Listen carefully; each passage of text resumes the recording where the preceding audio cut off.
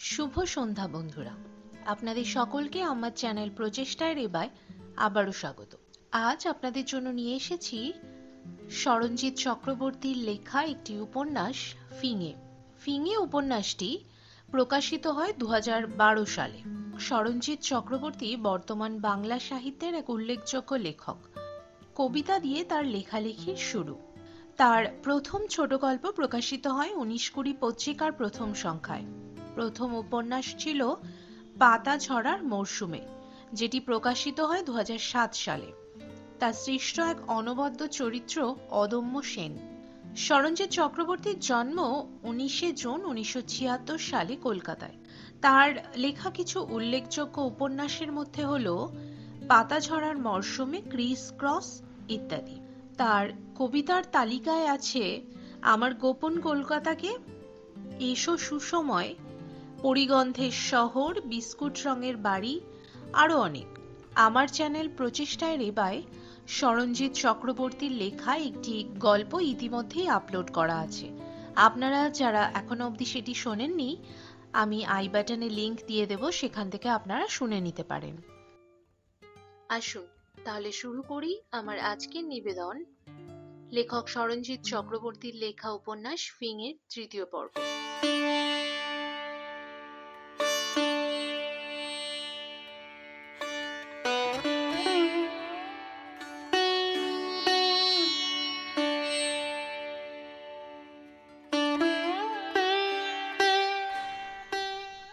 আজ পুডিংয়ের মতো কুয়াশা পড়ছে কলকাতায়।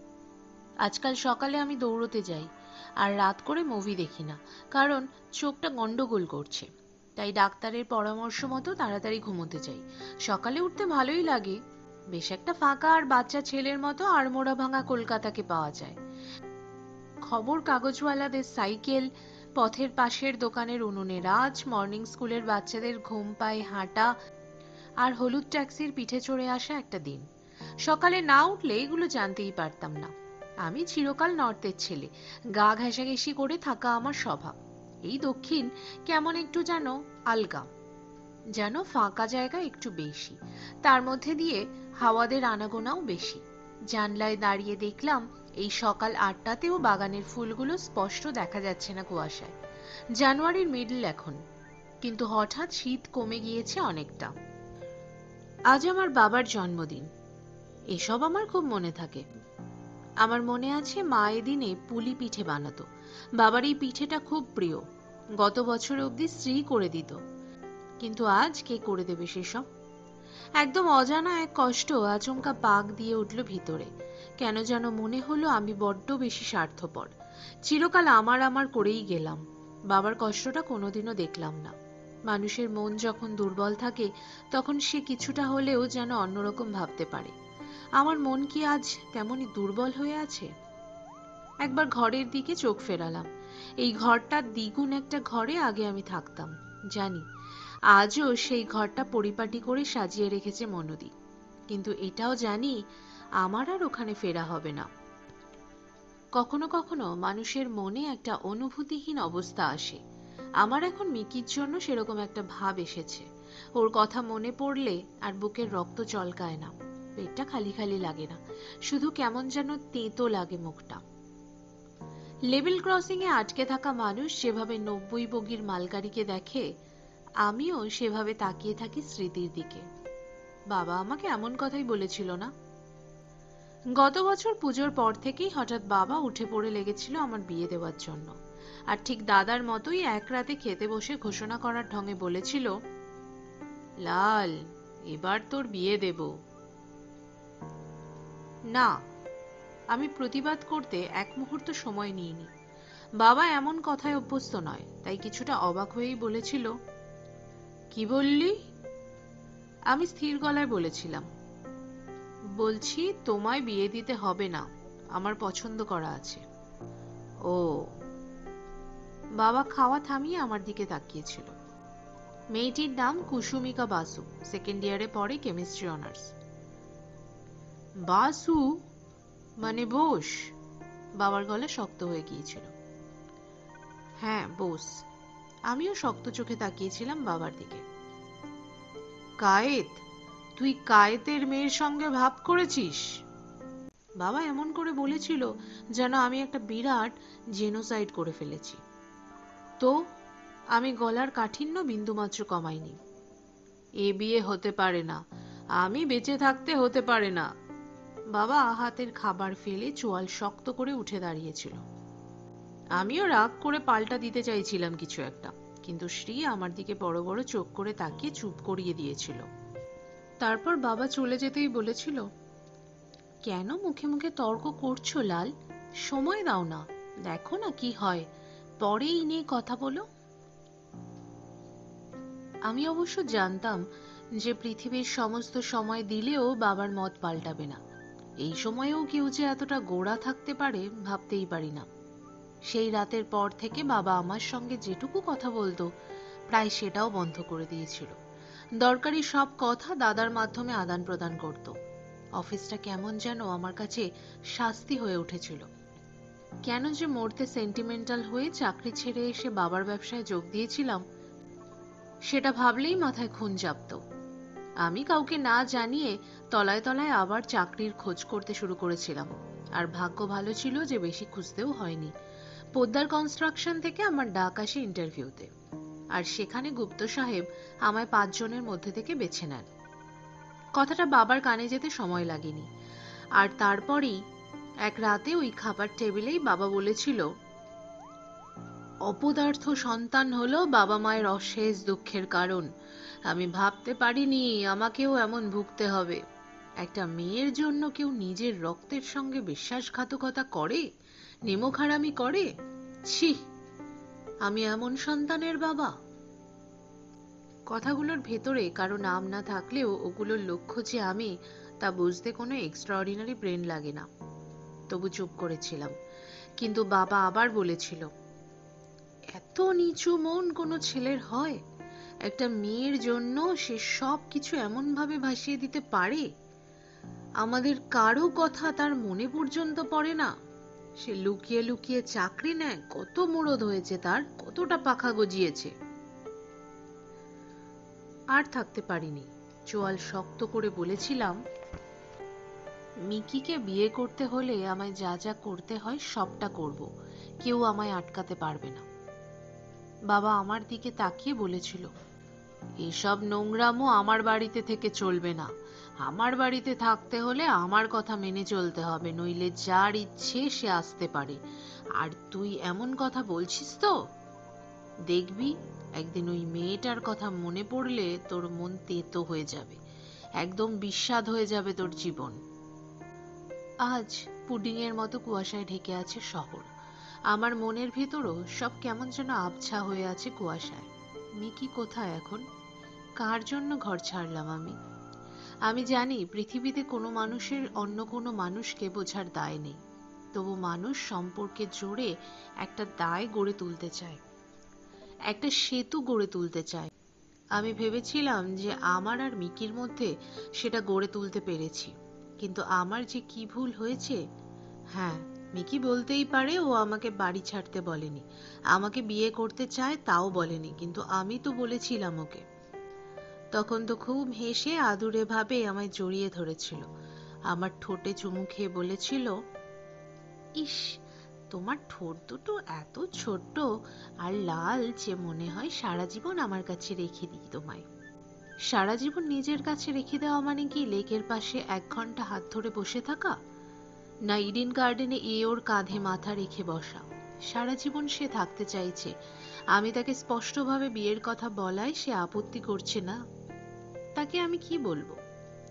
কি বলবে যে কোনো সাধারণ মানুষ?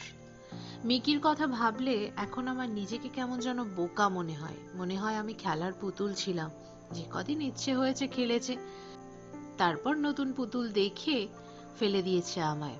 আসলে মনে হয় ও আমাকে কোনোদিন ভালোই বাসেনি। কিরে, কবিতা লিখবি নাকি? দরজার কাছ থেকে গলা পেয়ে আমি ঘুরলাম। পটাই আমায় এভাবে দাঁড়িয়ে থাকতে দেখে হাসলো। না, যা কুয়াশা তাই দেখছিলাম। শোন, আমি তোকে নেমন্তন্ন করতে এলাম, আমায় কংগ্রাটস দে। পটাই ঘরে এসে কোমরে হাত দিয়ে দাঁড়ালো। নেমন্তন্ন কেন? আমি একটু অবাক হলাম। আমি আর পিপি মিলে একটা কাণ্ড করেছি, তাই একটু সেলিব্রেট করব। কাণ্ড? সে তো রোজই কিছু না কিছু করছিস। আজ পিপি তোকে ঝাড় দিচ্ছে, কাল তুই মাল খেয়ে সারা বাড়ি বমি করে ভাসাচ্ছিস। এসব তো তোদের দুজনের লেগেই আছে। না রে। পটাই এসে আমার বিছানার ওপর সামান্য দয়া না দেখিয়ে মজাত করে বসলো। এসব নয়, আমি আর পিপি একটা সাংঘাতিক কাণ্ড ঘটিয়ে ফেলেছি। সাসপেন্স একটা সময়ের পর কেমন যেন বিরক্তির জন্ম দেয়। আমি বললাম, আর বাড়াবাড়ি করিস না, এমন ভাব করছিস যেন অ্যাটম বোমা বানিয়ে ফেলেছিস তোরা। আরে না না, সে তো নিষ্প্রাণ জিনিস, আমরা দুজন না একটা বাচ্চা বানিয়ে ফেলেছি একেবারে। কি? আমি ঘাবড়ে গেলাম একটু। কেউ এভাবে এসব খবর দেয়? আমিও ঠিক এমন এক্সপ্রেশনই দিয়েছিলাম। তখন পিপি বলল ও নাকি ডাক্তার দেখিয়ে আর টেস্ট করিয়ে কনফার্মড হয়েছে। আমি তখন বললাম ও শিওর যে এটা আমারই কাজ। সেই শুনে এমন এক পাটি স্টিলেটও ছুড়লো না রে মাইরি, আমি তো আনন্দে চুমুই খেয়ে ফেললাম ওকে। তুই জিজ্ঞেস করেছিস এটা তোর বাচ্চা কিনা? পাগল তুই? অবাক হয়ে জিজ্ঞেস করলাম পটাইকে। আরে প্র্যাকটিক্যাল হলাল, তোর ইমপ্র্যাকটিক্যালিটির জন্যই আজ অমন বড় বাড়ি ছেড়ে এই দেশলাই বাক্সে পড়ে আছিস। আমি মধুমাতাল মানুষ, তার উপর আমার আর পিপির যা বপু, তাতে মেট করাই মুশকিল। আর সত্যি বলতে কি ইন্টারেস্টও পাই না, তাও অ্যাক্সিডেন্টালি দু একবার হয়ে গিয়েছে, আর তাতেই প্রোডাকশন সাকসেসফুল। আমি ভাবতেই পারছি না, শালা তুই বিয়েই করতে পারলি না আর আমি একদম বাবা হয়ে গেলাম। পটাই দুহাত তুলে এমন করে ঝাঁকালো যেন জ্যাক কালিসের উইকেট নিয়েছে। আমি কিছু না বলে মাথা নিচু করলাম। একটা খারাপ লাগা আচমকা এসে মেঘ করলো আমার মাথায়। সত্যি তো, আমি কোথায় আছি আর আমার আশেপাশের লোকেরা কত এগিয়ে গেল। তারা ফ্ল্যাট কিনে ফেললো, গাড়ি কিনে ফেললো, সন্তান হয়ে গেল তাদের, আর আমি পেইং গেস্ট হিসেবে থাকছি। প্রেমে হাফ শোল খেয়ে সকালের কুয়াশা দেখে বউ হয়ে আছি। দিন রাত বসের চিৎকার শুনছি, কিন্তু এমন থাকার কথা কি ছিল আমার? আমি খুব ভালো করে পড়াশোনা করেছি, চাকরিতেও মন দিয়েছি, যখন ব্যবসা করেছি সেটাতেও মন দিয়েছি। তবু রাগ করে প্রায় এক কাপড়ে বাড়ি থেকে বেরিয়ে এসে আমি আমার ব্যবসা করে রোজগার করার টাকার একটা আধুলিও নিয়ে আসিনি। আসলে পৃথিবী আর মানুষের ভেতরটা দিয়ে তাকে মাপে না। পৃথিবীর স্ট্যান্ডার্ড ইন্ডেক্স হচ্ছে টাকা, সম্পত্তি, স্থিতিশীলতা। এগুলো চাপে আমার মতো মানুষগুলো নাস্তানাবুদ হয় প্রতি পদে, আর লোকে বলে পিয়ার প্রেশার। আমার নিজেকে কেমন যেন গাধা মনে হলো। মিকি কেমন যেন গাধা বানিয়ে ছেড়েছে আমাকে। পটাই আমার দিকে তাকিয়ে কি কিছু বুঝলো? না হলে এমন করে হঠাৎ টপিক বদলালো কেন? আসলে আমরা যা খুশি চিন্তা করতে পারি, কিন্তু চাই না যে সেটুকু কেউ বুঝে ফেলুক। পটাই জিজ্ঞেস করলো, হ্যাঁ রে, ভালো কথা, তোর মিকির কি খবর, কেমন আছো? আমি চোয়াল শক্ত করলাম। মিকির ব্যাপারটা কেউ জানে না, কাউকে বলিনি। কি হবে? সবাই তো এক একখানা এনসাইক্লোপিডিয়া চাপিয়ে দিয়ে যাবে মাথায়। ব্রেকআপ আর জ্ঞান একসঙ্গে বইতে পারবো না। বললাম, আছে তো, সামনে পরীক্ষা, তাই একটু দেখা সাক্ষাৎ কম হচ্ছে আর কি। ও এখানে এসে দেখে গিয়েছে তুই কোথায় আছিস, তুই ওর জন্য কোন জায়গা ছেড়ে কোন জায়গায় এসে থাকছিস, দেখে গিয়েছে? পটাই আমার দিকে তাকিয়ে গম্ভীর ভাবে বলল, ডানা। আমি জোর করে হাসলাম। কাকিমা এমনিতে খুব ইনকুইজিটিভ, একবার যদি জানতে পারে না যে আমার কোনো কেস আছে, একদম রফা দফা করে ছাড়বেন। পার্সোনাল ব্যাপার আমি পার্সোনালি রাখতে চাই। পটাই আমার দিকে তাকিয়ে হাসলো। শালা, যাকগে, কাল রাতে আমাদের ওখানে নেমন্তন্ন তোর। সবে প্রেগন্যান্সি কনফার্মড হয়েছে তো। পিপির মা আর আমার মা বললো যেন এখনো কাউকে না বলি, মানে 3 মাস যেন কাউকে না বলি। কিন্তু আমি আর পিপি ঠিক করলাম তুই তো ঠিক মানুষ না, তাই তোকে বলাই যায়, কি বল? আমি হাসলাম। পিপিকে সাবধানে রাখিস, এই সময়টা শুনেছি খুব ডেঞ্জারাস, মানে মায়ের কেয়ারটা খুব ভালো করে করতে হয়। পটাই হাসলো। ওহ, এমন মুখ করে বলছিস না, সাদা থান পরিয়ে দিলে তোকে একদম আমার খুড়িমা মনে হবে। না রে, আমি শুনেছি। পটাই আবার প্রসঙ্গ পাল্টে বলল, লাল, তোকে আমার শুকনো শুকনো দেখাচ্ছে কেন রে? আমি জোরে গলায় প্রায় এক্সট্রা জেনারেটর লাগিয়ে হেসে বললাম, এবার তোকে সাদা থান পরাতে হবে দেখছি।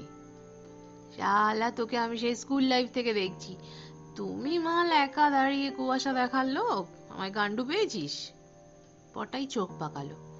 আরে, আমার কি বয়স বাড়ছে না? জানিস, কানের কাছে দুটো চুল পেকে গিয়েছে। বাড়িতে গিয়েছিলি এর মধ্যে? পটাই আবার প্রসঙ্গ পাল্টালো। আমি কিছু বলার আগেই হঠাৎ আমার ফোনটা পিক পিক করে ডেকে উঠল। পটাইয়ের দিকে তাকিয়ে ওকে হাতের ইশারায় থামতে বলে টেবিল থেকে ফোনটা তুললাম। আরে গুপ্ত সাহেব। গুড মর্নিং স্যার, বলুন, অমায়িক গলায় বলার চেষ্টা করলাম। আমি এবার সব কটাকে মেরে ফেলবো, গুপ্ত সাহেব প্রায় চিৎকার করে উঠলেন। আমি থতমত খেয়ে গেলাম। গঙ্গা উল্টো বইছে কেন? হঠাৎ গুপ্ত সাহেব অন্যকে মারার কথা বলছেন। তবে আমার ভালো লাগলো। যাক, ফর চেঞ্জ অন্য কিছু তো বললেন, কিন্তু ভদ্রলোক এমন যুদ্ধবাজ কেন কে জানে? আগের জন্মে কি হিটলার ছিলেন? আমি শান্ত গলায় বললাম, স্যার এমন উত্তেজিত হচ্ছেন কেন? কি হয়েছে? কি হয়েছে? জানো না কি হয়েছে? কোনো খবরই রাখো না, শুধু প্রেম করে বেড়ালে হবে? অফিসের কোনো খবর রাখতে হবে না? গুপ্ত সাহেব এমন করে বললেন যেন আমি ওর মেয়ের সঙ্গেই প্রেম করছি। বললাম, স্যার কি হয়েছে বলবেন? গুপ্ত সাহেব ঠান্ডা হলেন হঠাৎ। এরা কি শুরু করেছে বলো তো লাল? মেহতারা কি শুরু করেছে জানো? কি করেছে? সেটাই তো জানার চেষ্টা করছি স্যার। আপনি একটু কম এক্সাইটেড হন, আপনার হার্টের কন্ডিশন তো ভালো নয়। সেটা কি আর ওরা বুঝবে? জানো কি কলকাঠি নেড়েছে ওরা? ফলতাড়ুই পার্টির টপ ম্যানেজমেন্টের একজনকে হাত করে ওরা বলেছে যে নাম করা কোনো ইউনিভার্সিটি থেকে ভেটিং করাতে হবে আমাদের ডিজাইন, তারপর নাকি আমাদের প্রাইস ওরা অ্যাকসেপ্ট করবে। বোঝো একবার কত বড় শয়তান। ওদের টেকনিক্যাল বোর্ড আমাদের ডিটেল পাস করে দেওয়ার পর ওরা এখন এই ফ্যাকড়া তুলেছে ওই মেহতা বেটা আমাদের এইভাবে আউট করে দিতে চাইছে। ফোনে স্পষ্ট গুপ্ত সাহেবের শ্বাসের শব্দ শুনলাম। লোকটা খুব ক্ষেপে গিয়েছে, কিন্তু বুঝলাম না তাতে অসুবিধেটা কোথায়। বললাম, স্যার তো ওয়েটিং করিয়ে নিলেই হবে, প্রবলেম কি? আরে, এ ছেলে তো আচ্ছা বোকা। গুপ্ত সাহেব বিরক্ত হলেন। প্রাইস সাবমিশনে 2 সপ্তাহ আছে, সেখানে ভেটিং করাতেই তো মাসখানেকের মতো লেগে যাবে। পারবো প্রাইস জমা দিতে? কিন্তু স্যার কাজ তো বেশি সময়ের নয়। যারা ডিজাইন চেক করবেন তারা ইচ্ছে করলেই তো 4-5 দিনে করে দিতে পারেন না? না রে খোকা না, এটা ভারত, আমি কথা বলে দেখেছি। কোনো উপায় নেই, ওরা জেনারেলি যা সময় নেয় সেটাই নেবে। আমাদের জন্য কোনো সুবিধে করবে না। শালা কি যে করি! গুপ্ত সাহেব যে ভুল বকছেন সেটা বেশ বুঝতে পারছি। সান্ত্বনা দেওয়ার জন্য বললাম, স্যার ভাববেন না, সব ঠিক হয়ে যাবে। সব ঠিক হয়ে যাবে? তুমি জ্যোতিষ চ্যানেলের ডায়লগ দিচ্ছ? আমি কিছু জানি না, তুমি আজই যাবে ইউনিভার্সিটি সিভিল ডিপার্টমেন্টে, কথা বলবে। বেগ বড় ব্রাইব? আমি জানি না, ভেটিং 7 দিনের মধ্যে হওয়া চাই, বুঝেছো? আরে, আমার মুখ ফসকে বেরিয়ে গেল। মানে? গুপ্ত সাহেব এমন গলার জোর শরীরের কোথায় যে গোপন করে রাখেন কে জানে। আরে মানে কি? আমি তোমার ইয়ার দোস্ত না প্রেমিকা যে আমাকে আরে বলছো? আমি কিচ্ছু জানি না। আই ওয়ান্ট ইট ডান, ব্যাস। অফিসে এসে পেপার নিয়ে সিভিলের অসীম গুহর সঙ্গে তুমি আজই যাবে, and get your ass here quickly. আমি কিছু বলার আগেই ফোনটা কেটে গেল। লে হালুয়া। আমি ফোনের দিকে তাকালাম। পাশের যে এমন চেন রিয়াকশন কর্পোরেট দুনিয়ায় চলে সেটা আমি জানতাম, কিন্তু এমন ইললজিক্যাল বাঁশ যে কেউ খেতে পারে আমার জানা ছিল না। যেখানে ইউনিভার্সিটি থেকে সময় বলে দিয়েছে সেখানে আমি কোন ক্ষেতের মূলো রে ভাই? Any problem? আমি এতক্ষণ অন্যমনস্ক ছিলাম, তাই বুঝতে পারিনি কখন দরজায় এসে দাঁড়িয়েছে অনু। এখন শীতকাল বলে একটা পুলওভার আর প্যান্ট পরে রয়েছে। চুলগুলো এলোমেলো করে বেঁধে রাখা আছে, আর তাতে একটা পেন্সিলের মতো কি যেন গোজা। ওর হাতে দুটো প্লেট। আমি হাসলাম। অনুকে কিছু বলার নেই। না, ওই অফিসিয়াল। হাতে কি? French toast. কাল রাতে খেতে বসে বলেছিলে না যে তোমার ভালো লাগে, তাই আমি বানালাম তোমার জন্য, আর এটা তোমার বন্ধুর জন্য। বন্ধুর জন্য? আমি বললাম, বন্ধুকে খাওয়ানোর কথা তো নেই। এর জন্য আমায় কত বেশি টাকা দিতে হবে মাসে? 1,000-5 দিয়ে দিও এক্সট্রা। অনু হাসলো। 5,000 4 পিস ফ্রেঞ্চ টোস্টের জন্য? আমি পটাইয়ের দিকে তাকিয়ে বললাম, দেখ মোটা, তোর জন্য কত গার্ড গচ্চা যাবে, তা 5,000 কেন? অনু যেতে যেতে হেসে বলল, এই শেফ যে ইউনিভার্সিটিতে পড়ায় তার একটা অ্যাডেড ভ্যালু নেই? একে চার তার হাতে টোস্ট। অনু চলে যাওয়ার পর পটাই প্লেটটা হাতে নিয়ে একবার দরজার দিকে তাকালো, তারপর আমার দিকে তাকালো।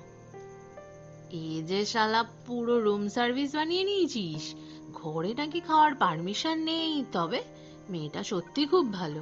প্রথম দিনের ইমপ্রেশন দেখে তোকে আমি যে সাবধান বানিয়ে দিয়েছিলাম আজ উইথড্র করছি।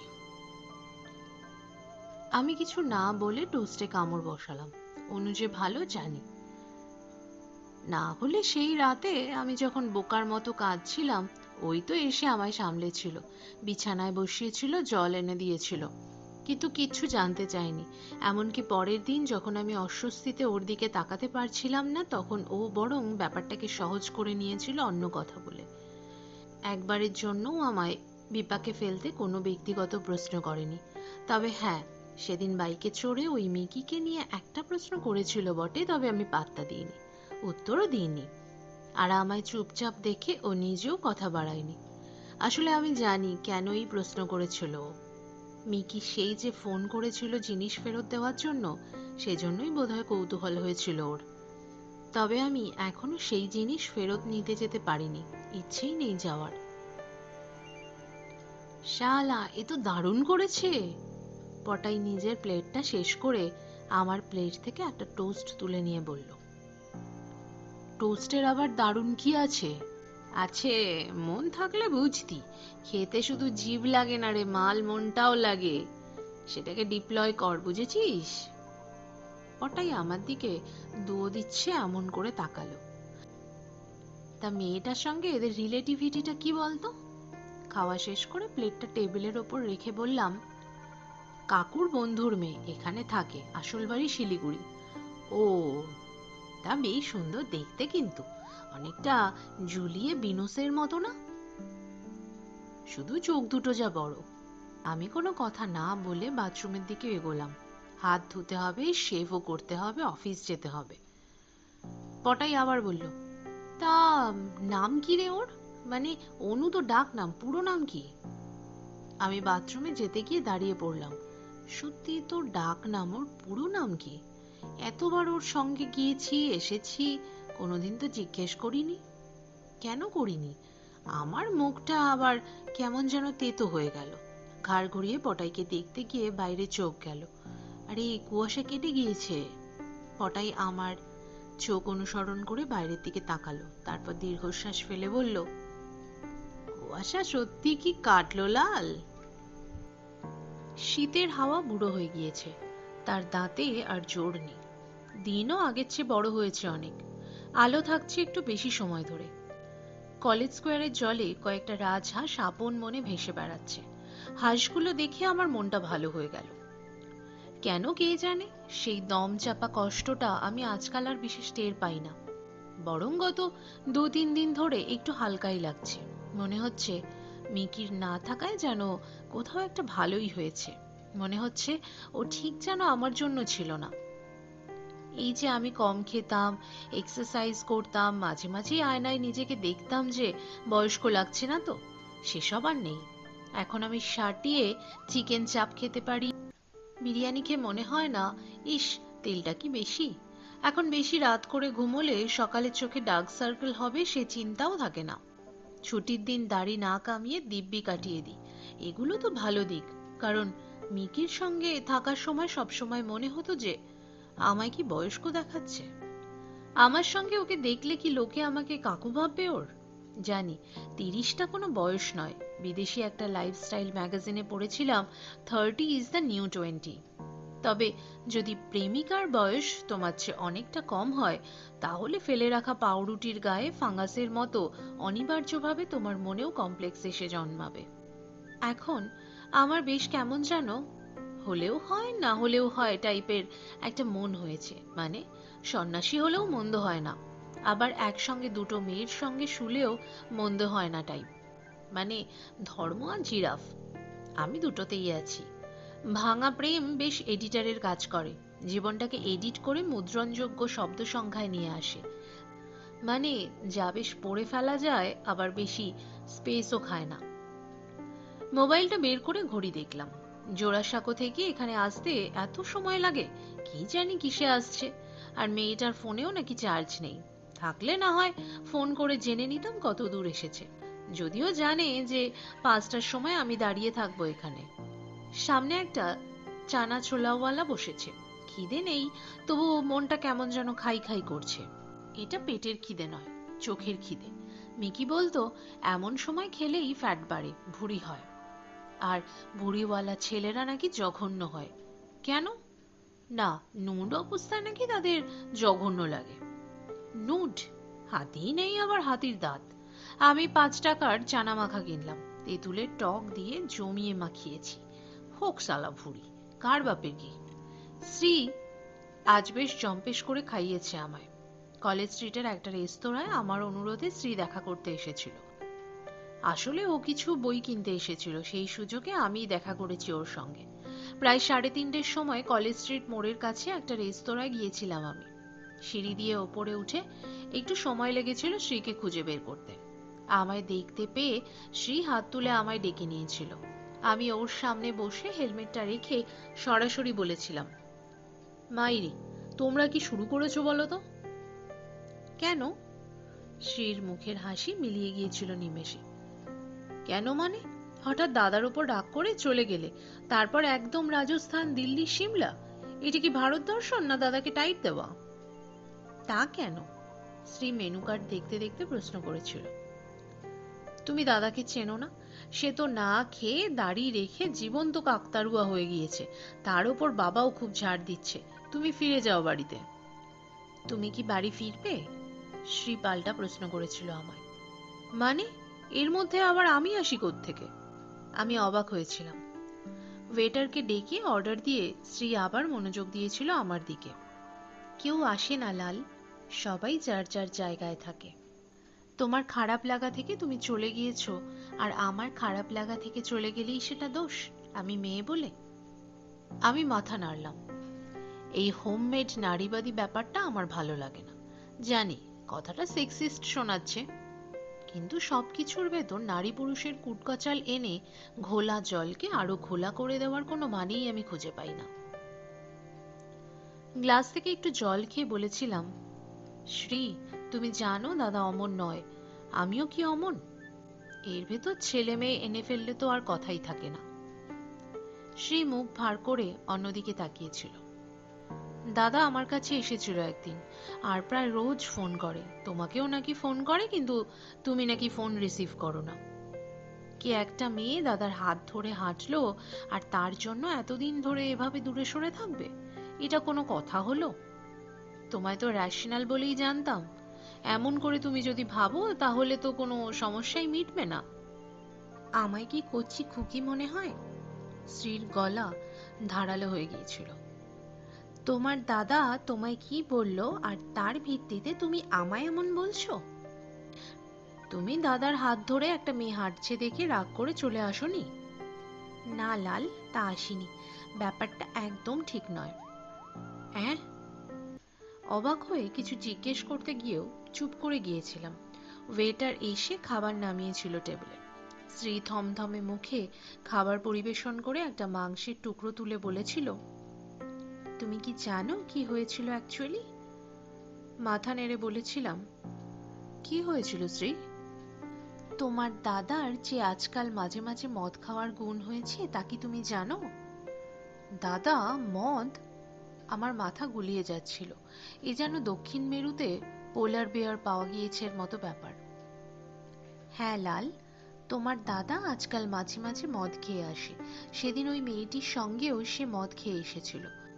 আমি মেয়েটাকে নিয়ে একটু ইয়ার্কি করেছিলাম, আর তাতে তোমার দাদা আচমকা আমায় বাপ মা তুলে গালাগালি দিয়েছিল, বাজা বলে ধাক্কা মেরে বিছানায় ফেলে দিয়েছিল। এসব কি তুমি জানো? আমার সন্তান নেই, তাতে কি আমার দোষ? আমার ইচ্ছে করে না যাতে আমার ছোট্ট কেউ থাকুক? এসবে কি কারো হাত থাকে?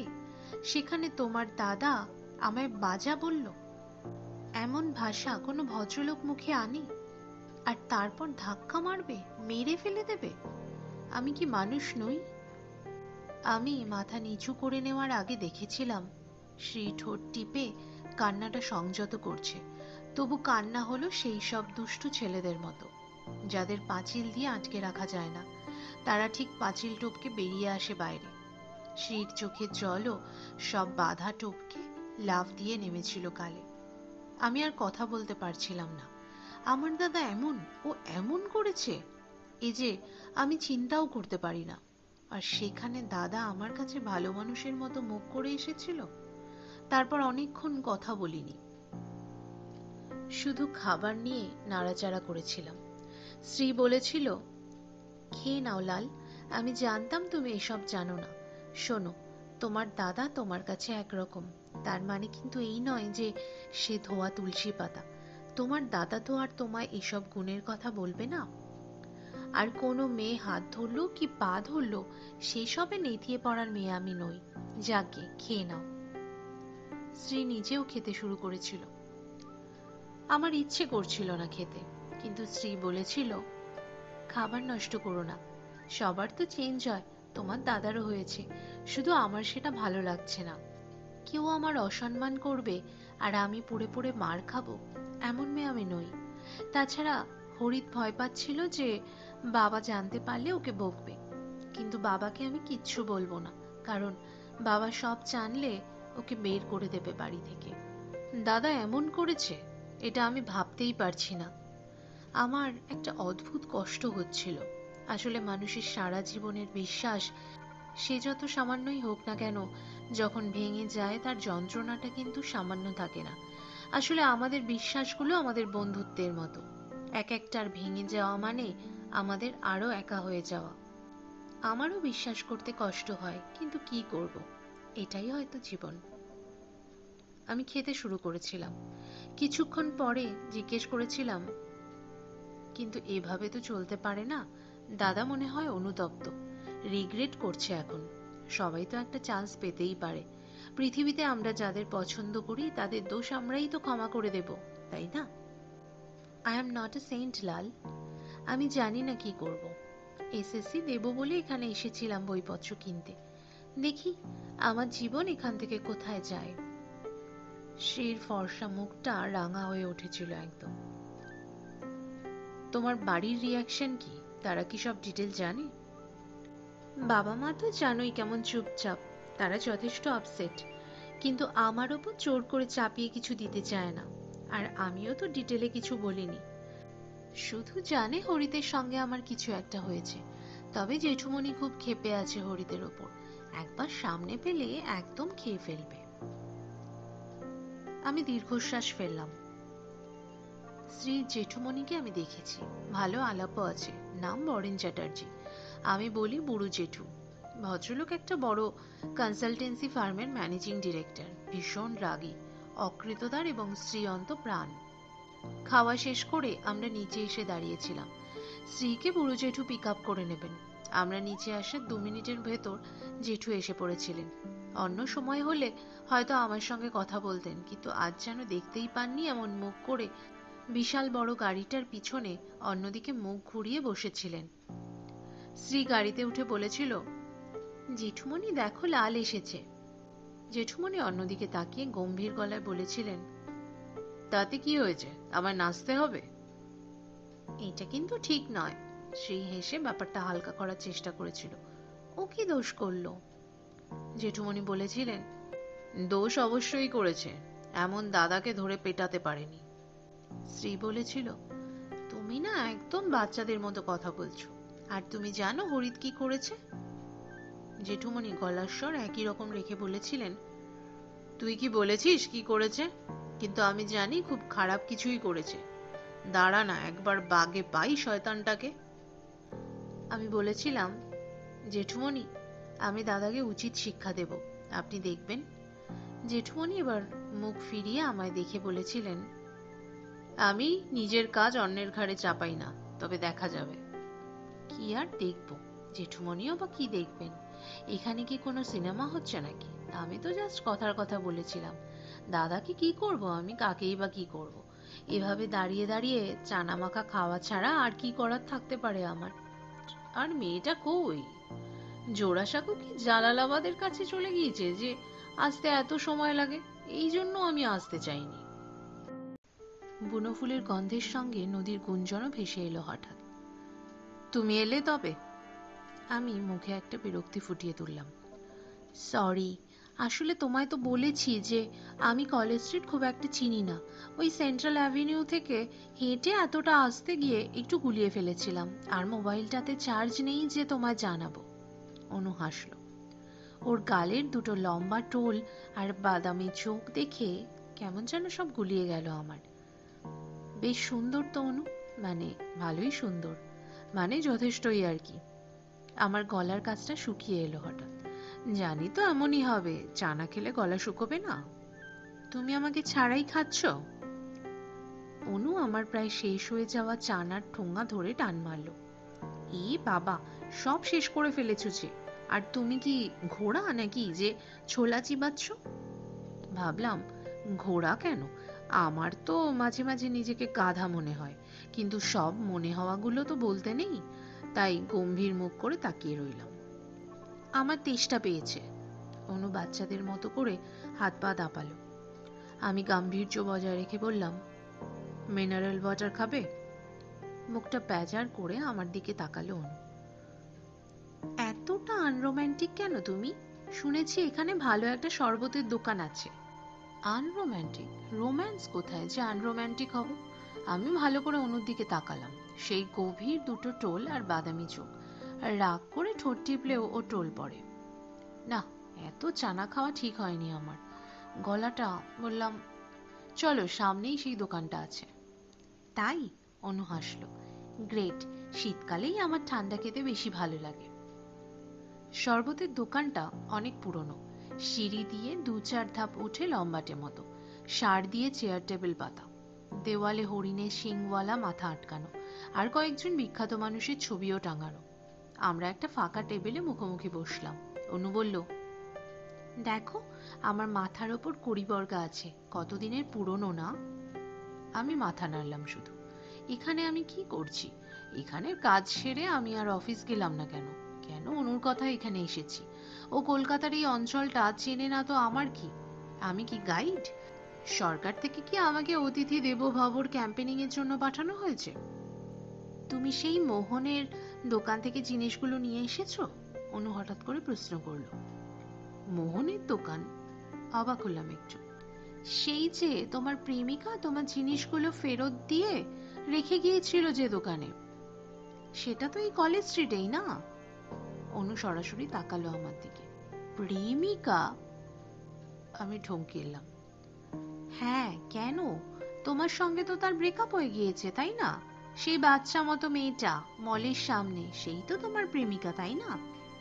তারপর তার জন্য কাঁদলে, মনে আছে? কোনো মতে বললাম, তুমি, মানে, আমায় তুমি কিছু বলনি, কিন্তু আমায় কি এতটা মূর্খ মনে হয় তোমার? আমায় বাঁচিয়ে দিল ওয়েটারটা। শরবতের অর্ডার দিয়ে দীর্ঘশ্বাস ফেললাম। তুমি ঠিক বলেছ, মিকির সঙ্গে আমার ভাব ছিল। অনু স্থির চোখে তাকিয়ে রইল আমার দিকে। তারপর আলতো স্বরে জিজ্ঞেস করলো, আর এখন? এখন? আমি আমার শুকনো ফাটামাটির মতো গলা থেকে উত্তর বের করার আগেই পিক পিক করে ফোন বাবাজি বেজে উঠল। দেখলাম অফিসের অসীমদা। লাল! অসীমদার গলা শুনে বুঝলাম কিছু একটা হয়েছে। গুপ্ত সাহেব আমায় মেরে ফেলবেন। আমি কোনো কনস্ট্রাকশন কোম্পানিতে কাজ করি না, আন্ডারওয়ার্ল্ডে কাজ করি, মাঝে মাঝে বুঝতেই পারি না। মেরে ফেলা ছাড়া আর কি কোনো কথা মাথায় আসে না এদের? বললাম, কেন অসীমদা, কি হলো? অসীমদা হাউ মাউ করে বলল, আরে আমি ইউনিভার্সিটিতে গিয়েছিলাম, পেপার তো সব ওয়েটিং এর জন্য জমা করাই ছিল। আজ ভেবেছিলাম রিকোয়েস্ট করব ওদের হেডকে, কিন্তু শুনলাম তিনি ছুটিতে আছেন, পরশুদিন ফিরবেন। বুঝলাম ব্যাপারটা খুবই সমস্যার, কিন্তু কেউ ছুটিতে থাকলে অসীমদা আর কি করবে? বললাম, আপনি গুপ্ত সাহেবকে বলবেন, এতে প্রবলেম কি আছে?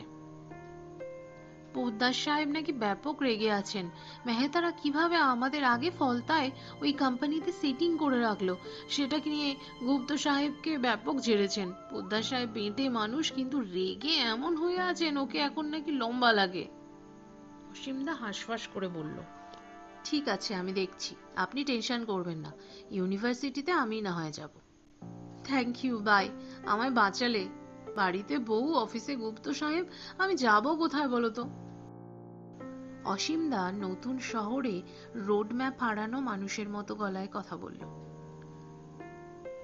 টেনশন করবেন না, বললাম তো, এখন রাখছি। বিরক্ত গলায় রেখে দিলাম ফোনটা। কোন ইউনিভার্সিটি? ফোনটা রাখা মাত্র অনু জিজ্ঞেস করলো। তোমাদের। আমি সামনে রেখে যাওয়া শরবতের গ্লাসে চুমুক দিলাম। কেসটা কি বলতো? 2-3 দিন আগেও ফোনে এই নিয়ে একটা কথা হচ্ছিল শুনেছিলাম। তুমি অন্যের কথা আড়ি পেতে শোনো বুঝি? না, অন্যের কথা শুনি না, তোমার কথা শুনেছিলাম। ঘরে তোমার বন্ধুও ছিল। নাও কাট দ্য ক্র্যাপ, আমায় বলতে পারো, আমি তো কোনো হেল্পও করতে পারি। আমি মাথার ওপর ওই কড়িবরকার দিকে তাকালাম। কাটাকুটি করে কিভাবে ধরে রেখেছে ছাদটাকে।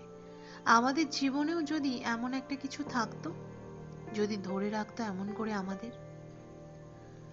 সময় নিয়ে অফিসের সমস্যাটা বললাম অনুকে।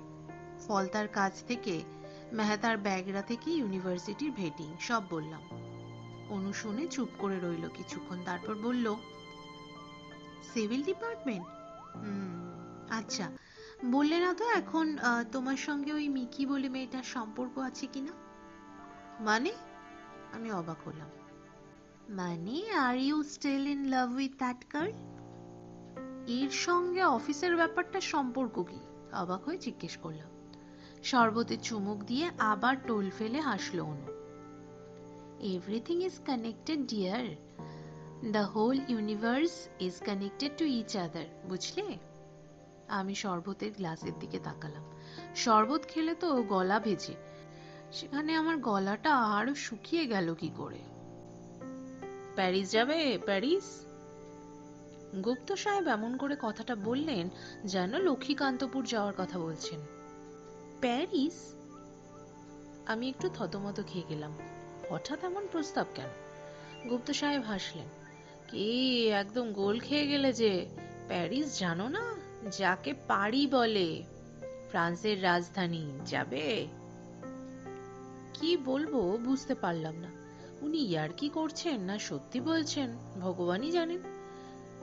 প্যারিস যাব কেন আমি? বললাম, স্যার কি বলছেন বুঝতে পারছি না, প্যারিস যাব কেন? গুপ্ত সাহেব হেসে কফিতে চুমুক দিলেন। আজ একটা আশ্চর্য ব্যাপার ঘটেছে। মানে, সকাল থেকে কয়েকটা ব্যাপারই ঘটেছে, তার মধ্যে একটা আর কি। আজ গুপ্ত সাহেব এখনো পর্যন্ত একবারও মরে যাওয়ার বা মেরে ফেলার কথা বলেননি, বরং ব্যাপক মুডে আছেন। একা একা হাসছেনও। মানুষটা বুড়ো বয়সে প্রেমে পড়লেন নাকি? না হলে তো এমন হওয়ার কথা নয়। গুপ্ত সাহেব বললেন, বেনিনের নাম শুনেছো? কি নিন? আমি ঠিক বুঝতে পারলাম না। বেনিন নিশ্চয়ই শোনোনি। এত পুয়ার তোমার জেনারেল নলেজ যে কি আর বলবো। ভাবলাম বলি যে জেনারেল নলেজ তো জেনারেল মানুষদের জন্য, আমার জন্য নয়। কিন্তু বসের সঙ্গে কখনো চ্যাংরামো করতে নেই। ওভার স্মার্টনেস পাড়ার আড্ডায় দেখানো যায়, কিন্তু জীবনে যায় না। কারণ খুব সহজ, জীবনটা পাড়ার আড্ডা নয়। বসের সামনে বরং একটু ছেলে মানুষ সেজে থাকতে হয়। আর বসের ছোটখাটো বকুনিগুলো খেয়ে তুমি যেন আহ্লাদিত হচ্ছ তেমন একটা ভাব করতে হয়। এসব আমি চাকরি করি বলে জানি, তাই ফর্মুলা অনুযায়ী অ্যাক্টিং করতে অসুবিধা হলো না। জেনারেল নলেজ নিয়ে গুপ্ত সাহেবের সামান্য ধমকটা তাই টুথপেস্টের বিজ্ঞাপন দিয়ে শুষে নিলাম। গুপ্ত সাহেব বললেন, বেনিন হলো ওয়েস্ট আফ্রিকার একটা দেশ, টোগো, বেনিন, সিয়েরা লিও, এবার বুঝেছো? এবার বুঝলাম। ওরে বাবা, পৃথিবীর যে কটা সাংঘাতিক জায়গা আছে এগুলো তো তার মধ্যে অন্যতম। এখানে তো মারামারি লেগেই আছে। Drug, child soldier, blood diamonds, AIDS, hoax email, warlord, এসবের কথা তো একসঙ্গে মনে আসে এই দেশগুলোর কথা শুনলে। সেখানে কি হলো রে আবার? আর চাপতে পারলাম না, বলে ফেললাম, স্যার সে তো প্রায় হাফ যুদ্ধক্ষেত্র, সেখানে আবার কি হলো? কে বলেছে হাফ যুদ্ধক্ষেত্র? তুমি নিজে গিয়ে দেখেছো? হলিউড মুভিতে সব সময় বাড়িয়ে চাড়িয়ে দেখানো হয়। আমি নিজে নাইজেরিয়ায় ছিলাম, অত ভয় পেলে হয় না। আমাদের প্যারিস অফিস থেকে সেখানে একটা বড় কাজের কথা হচ্ছে। পোদ্দার সাহেব বললেন তোমার কথা। তুমি যে সুন্দরভাবে ভেটিংটা করিয়ে আনলে এত দ্রুত, তার রিওয়ার্ড বলতে পারো, বুঝেছো? রিওয়ার্ড?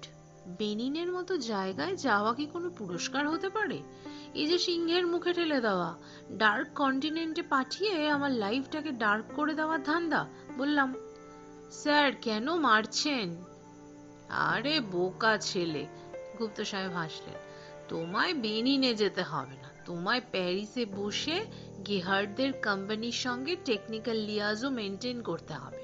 প্যারিস থেকে তোমায় জার্মানি যেতে হবে, বুঝেছো? বেনিন তোমায় পাঠানো হচ্ছে না। এই জন্য বাঙালির কিছু হয় না, ভয়ে এইসব মরলে তোমরা। আমি হাফ ছেড়ে বাঁচলাম। যাক, তাহলে তো কোনো প্রবলেম নেই। গুপ্ত সাহেব বললেন, আমি নিজে এই ফলতার কাজটার প্রাইস জমা দিয়ে প্যারিস যাব। ওখানের অফিসে কিছু কাজ আছে। তারপর তোমার আপত্তি না থাকলে সামনের জুনে তোমায় প্যাক করে পাঠিয়ে দেবো, কেমন? আমি তাও একটু সময় নিলাম। কেন নিলাম কে জানে। মানে, আমার কাছে এখন কলকাতা যা, প্যারিসও যা, রেকে ওয়েগো তাই। ফলে আমার আপত্তি থাকার কথা নয়, কিন্তু কিসের জন্য যে মনটা একবার নেচে উঠল না, সেটা ভেবে একটু থামলাম। গুপ্ত সাহেব বুড়ো কুঁচকে বললেন, মনে হচ্ছে চিন্তায় পড়ে গিয়েছো। আমাদের অফিসে তোমার র্যাঙ্কের যতজন আছে সবাই কিন্তু এমন প্রস্তাব পেলে নেচে কুদে একসা করতো। আর সেখানে তোমায় দেখে মনে হচ্ছে যেন তোমায় বিশ্বনাথন আনন্দের সঙ্গে দাবা খেলতে বসানো হয়েছে। কি ভাবছো? প্রেমিকা কি বলবে, না বাড়িতে কি বলবে? প্রেম? আবার প্রেম? গুপ্ত সাহেব কথায় কথায় কেন যে আমার প্রেমের কথা বলেন ভগবানই জানে। লোকটার কি মনে হয় যে আমার প্রেম করা ছাড়া আর কোনো কাজ নেই? আমার যে এখন প্রেমের নাম শুনলে পেটের ভিতরটা কেমন করে, তা উনি কি জানেন?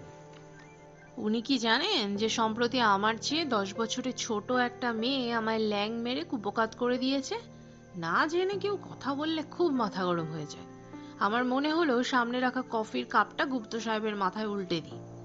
চোয়াল শক্ত করে মেঝেতে পাতা বাদামি কার্পেটের দিকে তাকালাম। ঘরের কাচের দরজাটা বন্ধ। মাথার ওপর এসিতে 22 ডিগ্রি তাপমাত্রা, পৌষের ঠান্ডাটা ঠিক বুঝতে দিচ্ছে না। গুপ্ত সাহেব কি বুঝলেন কে জানে, হঠাৎ নিজের সিট থেকে উঠে আমার পাশে এসে দাঁড়িয়ে বললেন, কি হলো লালমোহন বাবু? আমি কি কোনো আমি কি কোনো দুর্বল জায়গায় হাত দিয়ে ফেললাম? আমি সেই বহু ব্যবহৃত কাঠের হাসিটা বের করে করতে চেয়েও ব্যর্থ হলাম। নিচু গলায় বললাম, না স্যার, কোনো প্রবলেম নেই। আসলে একটু বাড়ির লোকের সঙ্গে আলোচনা করে বললে কি হবে, না এখনই বলতে হবে? আরে না না, টেক ইউর টাইম, চিন্তা করে নাও, মনস্থির করে নাও, এখনো তো সময় আছে, বুঝেছো? ঠিক আছে স্যার, তবে আমি আসি। লাঞ্চ করা হয়নি এখনো। সে কি, খাওনি কেন? যাও খেয়ে নাও তাড়াতাড়ি। গুপ্ত সাহেব আবার নিজের চেয়ারে গিয়ে বসলেন। তারপর হঠাৎ বললেন, লাল, জীবনে হাঁটতে গিয়ে মানুষ পড়ে যায়, তা বলে কি সে আর হাঁটে না? না ভয়ে সারা জীবন বসে থাকে ঘরের ভিতর? আমি ঘর থেকে বেরোতে গিয়েও থমকে দাঁড়ালাম। মানে স্যার? গুপ্ত সাহেব একটু হাসলেন, তারপর বললেন, এত কম আইকিউ নিয়ে তুমি আমার সঙ্গে কাজ করো? তুমি কি আমায় মারবে? গুপ্ত সাহেবের ঘর থেকে বেরিয়ে আমি নিজের কিউবিকেলের দিকে এগোলাম। টিফিন আওয়ার্স বলে এখন অফিস একটু ফাঁকা। শুধু দুটো ড্রাফটসম্যান নিজেদের মধ্যে হাসাহাসি করছে। আমার কিউবিকলটা একটু একপাশে, অন্যদের চেয়ে 4 আনা বেশি সাজানো। এটা আমি অন্যদের চেয়ে যে উঁচু পদে আছি সেটা বোঝায়। চেয়ারে বসে এদিক ওদিক দেখে ব্যাগের ভেতর থেকে বড় চ্যাপ্টা টিফিন বক্স বের করলাম। এদিক ওদিক দেখার কোনো কারণই ছিল না। আমি টিফিনের সময় কি খাচ্ছি তাতে অফিসের মাথা ব্যথা থাকবে কেন? কিন্তু তবু কেন অস্বস্তি হচ্ছে সেটাই বুঝতে পারছি না। আসলে সকাল থেকে যে কটা আশ্চর্য ঘটনা ঘটেছে তার মধ্যে এই টিফিন বক্সটাও আছে। অন্যদিনের মতো আমি ব্রেকফাস্ট সেরে নিজের ঘরে এসে ব্যাগ গোছাচ্ছিলাম। বাইকটা একটু গন্ডগোল করছে বলে দিন কয়েক বাসে যাতায়াত করছি, ফলে একটু আগে বেরোতে হচ্ছে। দরকারি একটা ফাইল খুলে নতুন একটা প্রজেক্টের কয়েকটা ওয়াটার রিটেনিং স্ট্রাকচারের ডিজাইন শিটগুলো দেখে নিচ্ছিলাম, সব ঠিক আছে কিনা। হঠাৎ ঠক ঠক করে দরজার নক হয়েছিল। ঘুরে দেখেছিলাম যে দরজা দিয়ে উঁকি মারছে অনু। আরে তুমি? একটু অবাক হয়েছিলাম। আসলে ব্রেকফাস্ট টেবিলে আজ মেয়েটা ছিল না। আমার জানতে ইচ্ছে করছিল কেন অনু নেই, কিন্তু কাকিমাকে আর জিজ্ঞেস করিনি। ওর যা কৌতূহল, একটা প্রশ্ন করলে উনি তার পরিবর্তে 10টা প্রশ্ন করে বসেন। আর সেই এমন প্রশ্ন যে ভবানী ভবন থেকে জানতে পারলে ওকে ভাড়া করে অপরাধীদের জেরা করার জন্য নিয়ে যাবে। কেন যে ভদ্রমহিলা এত প্রশ্ন করেন? কি হবে উনি যদি সব না জানেন? আজকাল মাঝে মাঝে বিরক্ত লাগে, তাই পারতপক্ষে ওর সঙ্গে মনোসিলেবল ছাড়া কথা বলি না।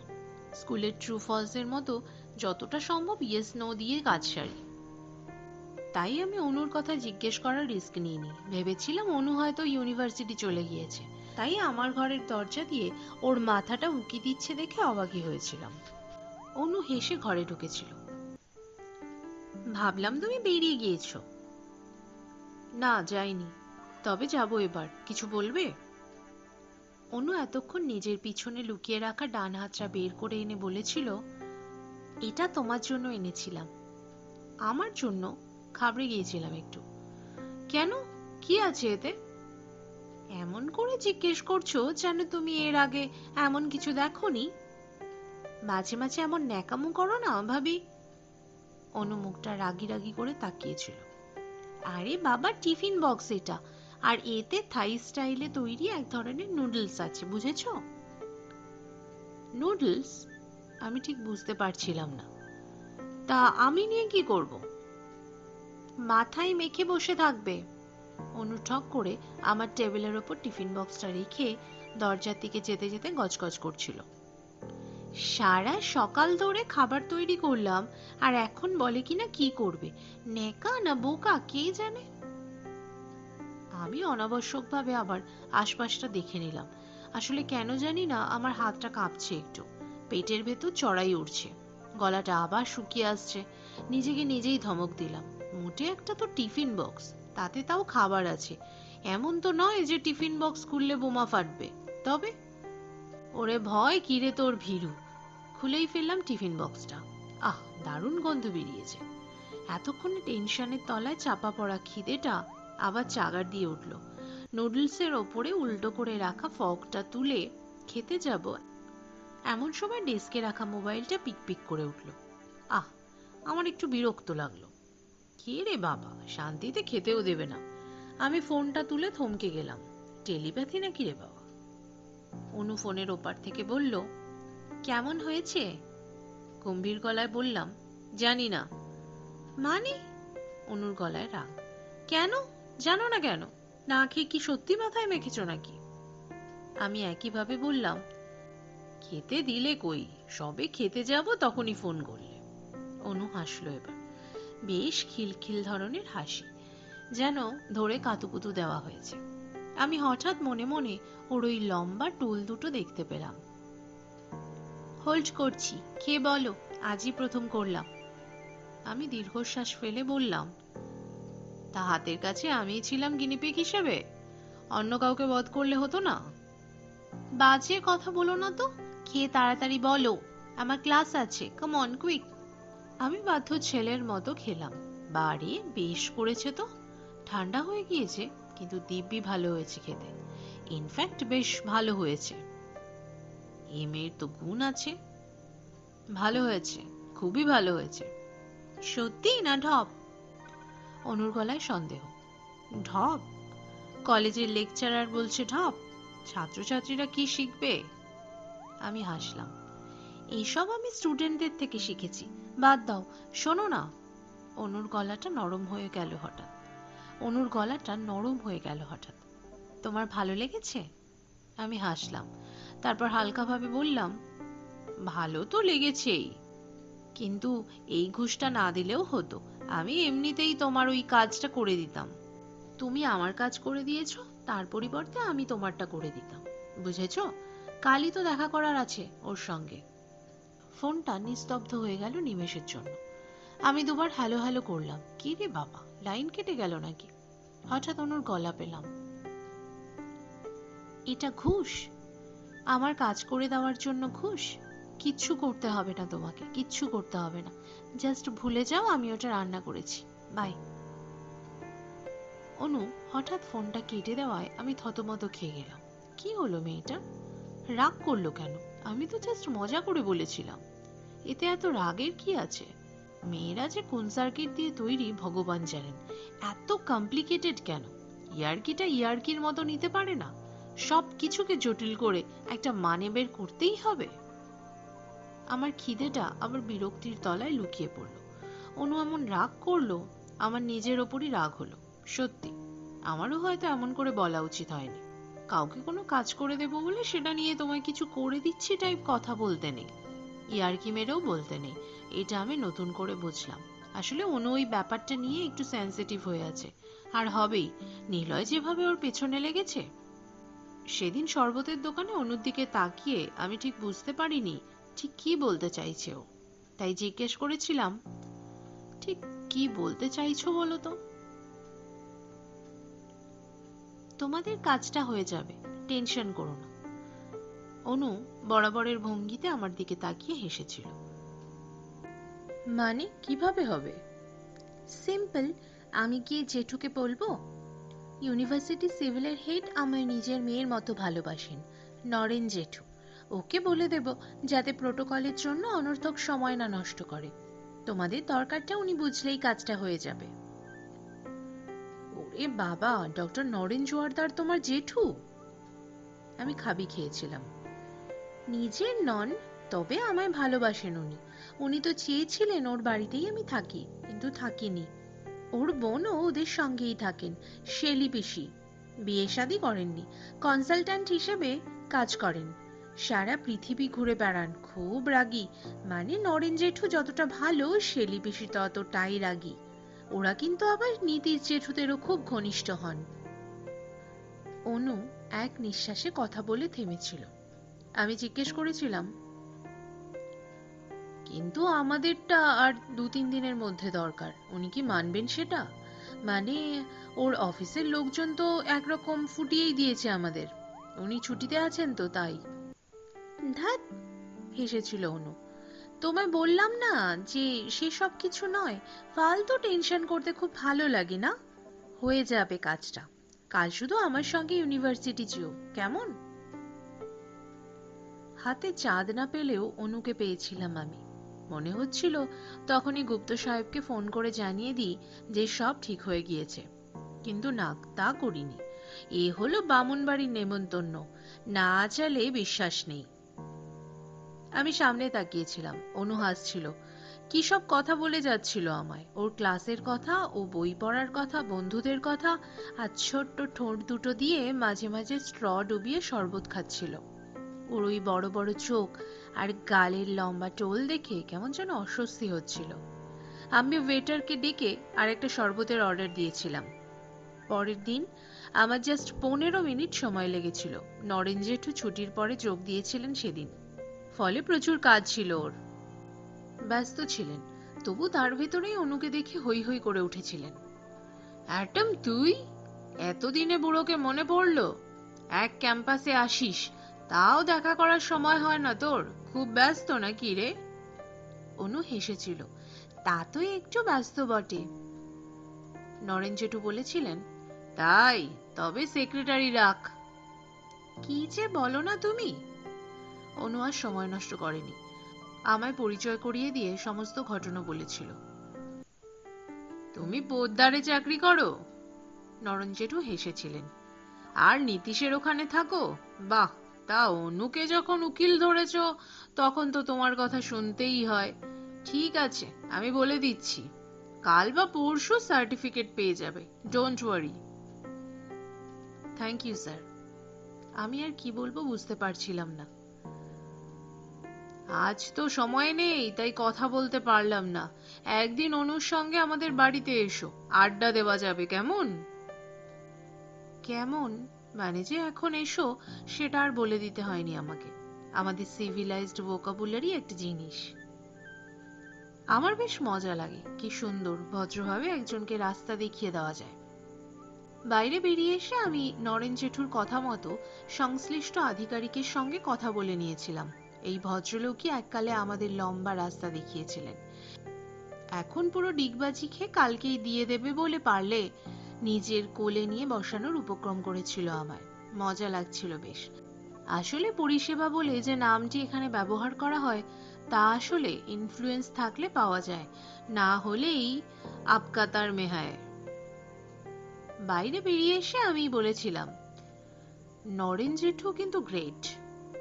আমার প্রশংসায় পাত্তা না দিয়ে অনু বলেছিল, এবার আমার একটা কাজ করে দেবে? নিশ্চয়ই। আমি ছোটবেলায় টিভি সিরিয়ালে দেখা দাতাকর্ণের পোজ নকল করে তাকিয়েছিলাম ওর দিকে। অনু চোখ সরু করে বলেছিল, অতটা অ্যাটিটিউড না দেখালেও চলবে, আমার কাজটা হলো নিলয়। মানে? আমি আবার কর্ণ থেকে লোডশেডিং এ দেশলাই হাতড়ানো মানুষ হয়ে গিয়েছিলাম। নিলয় তোমার কাছ থেকে জানতে চায় যে তুমি আমার প্রেমিক কিনা। প্লিজ ওকে কিন্তু তুমি বলো যে আমাদের মধ্যে সত্যি সম্পর্ক আছে, প্লিজ। আমি ঘাবড়ে গিয়েছিলাম। কেন? আমায় তোমার প্রেমিক সাজতে হবে? অনু কিছু বলতে গিয়েও থমকে গিয়েছিল সামান্য। চোয়াল শক্ত করে নিয়েছিল, তারপর একদম আচমকা বলেছিল, কেন? মিকির চেয়ে আমি খারাপ? এসব কি বলছো? আমার গলার সঙ্গে বুকও শুকিয়ে আসছিল। ইউনিভার্সিটির মাঠ, দূরের গাছপালা, পুরনো বিল্ডিং, সব কেমন যেন আউট অফ ফোকাস হয়ে যাচ্ছিল। ওকে, বাদ দাও, কিছু করতে হবে না। অনু আর দাঁড়ায়নি, হাঁটা দিয়েছিল। আরে চড়ছো কেন? আমি পিছন থেকে দৌড়ে গিয়ে ওর সামনে দাঁড়িয়েছিলাম। এটা তো সামান্য অ্যাক্টিং, ঠিক করে দেব। জাস্ট প্রিটেন্ড করতে হবে তো। ওহ, করে দেব। তোমার নিলয়কে বলো কখন দেখা করতে চাই, আমি চলে যাব, কেমন? অনু চোখের দৃষ্টিতে তীর সংযোজন করেছিল। আমায় দয়া করতে হবে না। না না, দয়া নয়। কি বলে যে ওকে শান্ত করব বুঝতে পারছিলাম না। তোমার বন্ধু হিসেবে এটা আমি করতেই পারি।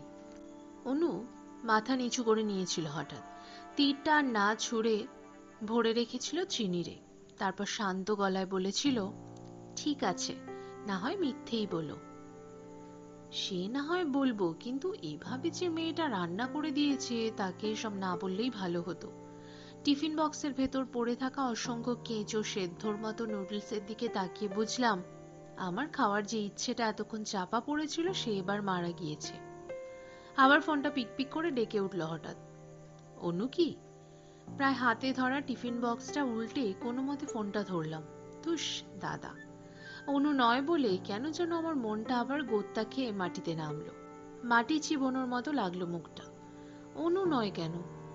অমন বলেছি বলে মেয়েটা কি খুব রাগ করলো? শ্রীর সঙ্গে দেখা করার পর থেকে আমি দাদাকে অ্যাভয়েড করছি কয়েকদিন। দাদার ফোন ধরছি না, এমনকি মেসেজেরও রিপ্লাই দিচ্ছি না। কিন্তু আজ মনটার দাড়িপাল্লা ঠিক নেই বলেই বোধহয় ফোনটা ধরে ফেললাম।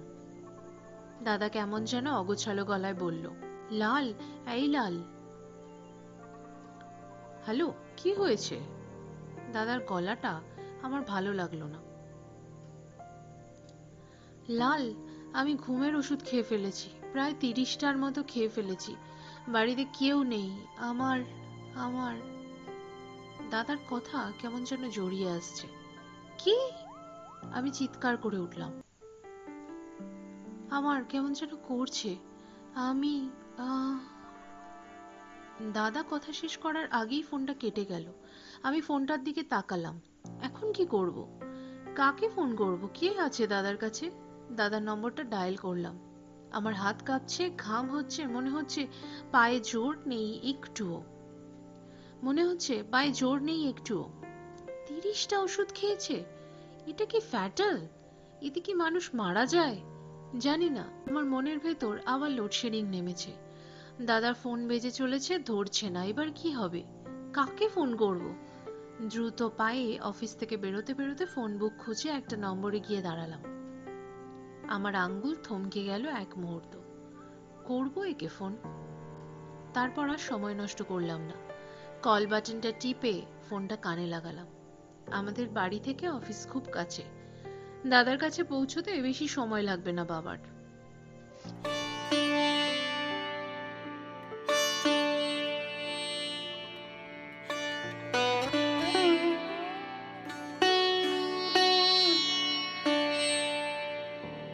ব্যাস বন্ধুরা, শেষ হলো আমার আজকের নিবেদন, লেখক সরঞ্জিত চক্রবর্তীর লেখা উপন্যাস ফিং-এর 3য় পর্ব। আমার উপস্থাপনা আপনাদের কেমন লাগছে তা অবশ্যই কমেন্ট বক্সে কমেন্ট করে জানাবেন। কিন্তু আপনাদের একটা ছোট্ট লাইক, কমেন্ট এবং সাবস্ক্রিপশন কিন্তু আমার এগিয়ে যাওয়ার অনুপ্রেরণা। তাই আমার পাশে থাকুন, সাথে থাকুন এবং অবশ্যই শুনতে থাকুন আমার চ্যানেল প্রচেষ্টায় রেবা। বন্ধুরা, আজকের মতো এখানেই শেষ করছি। দেখা হবে আবার পরের দিন। আমার সাথে থাকার জন্য আপনাদের সকলকে অনেক অনেক ধন্যবাদ।